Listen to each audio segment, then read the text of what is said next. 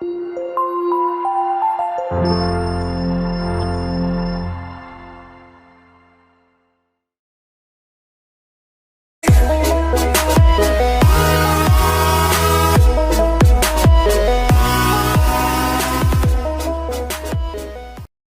there, Kyle here. This time to review the GrowFast 1080p webcam. First off, I'm going to really quickly go over some features, like physically on the webcam, and then I'm going to actually show you some footage from that webcam on my computer. First off, obviously, it's a pretty simple webcam. You've got the monitor mount here, and there's also a tripod mount on the bottom you can screw into if you've got a tripod. USB cord, standard, obviously, and then you've got this, the focus knob. I'm not sure if any webcams do autofocus, but this one, I mean, as long as you're a certain distance away from the camera, it won't even matter, and you might have to adjust it a little bit if you're like right up toward the camera, but for the most part, it's you don't really have to mess with it too much.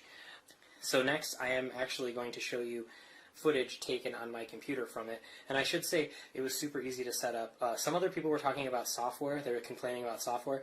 As far as I could tell, no software came with this, but it was recognized immediately by my Windows 10 PC, and I was able to pull it into a few different apps without any external software. So I don't know what they were talking about, but I used OBS to actually record open broadcast software, I think is what it is.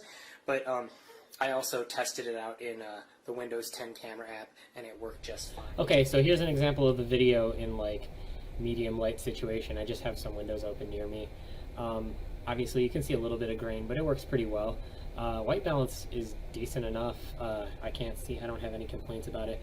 And then I'm going to show you, hopefully it'll auto adjust, I'm not sure if it will, but I'm going to also show you with somewhat proper lighting, more like just like my desk lamp on, but you can kind of see it's really bright, but the fidelity is pretty good. This is at 1080p right now.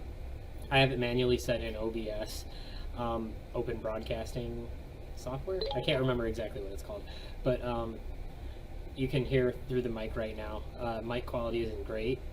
I kind of listened to a video earlier and it's all right, but I think most people who are like streaming and using these like for purposes other than like teleconferencing with their family or something are going to have their own mic anyway, so I'll also demonstrate that, I guess, later. But I don't know if any software came with this, but it recognizes immediately in Windows, so it's not like a huge deal regardless. So alright, well, but here's the video sample, as you can see. Oh yeah, one more important thing. There's no autofocus. I don't know if there's autofocus in other webcams. I actually haven't had a webcam dedicated for like probably a decade or something. So you actually manually focus if you get close, so you can see kind of it gets a little bit blurrier. And if I twist this, you can kind of see the focus moving in and out. But I mean, as long as you're in the same vicinity or like past the plane of view, you're not going to have any issues with that. So, alright, and here's obviously the audio that you can expect if you have a dedicated microphone. There's a big difference between what you can get here and what you get in the camera. Obviously, like I said, for most people that's not going to be an issue, because if you're like video conferencing with your family, audio quality isn't huge, and if you're streaming or something, you're probably going to have some other kind of... Okay, this is a quick video of the picture quality and the sound quality of the USB camera, and in just a moment we will do a comparison to the quality of the built-in on the Mac. Okay, this is an example of the quality of the FaceTime camera, the built-in camera on the MacBook Pro, and it is an older MacBook Pro.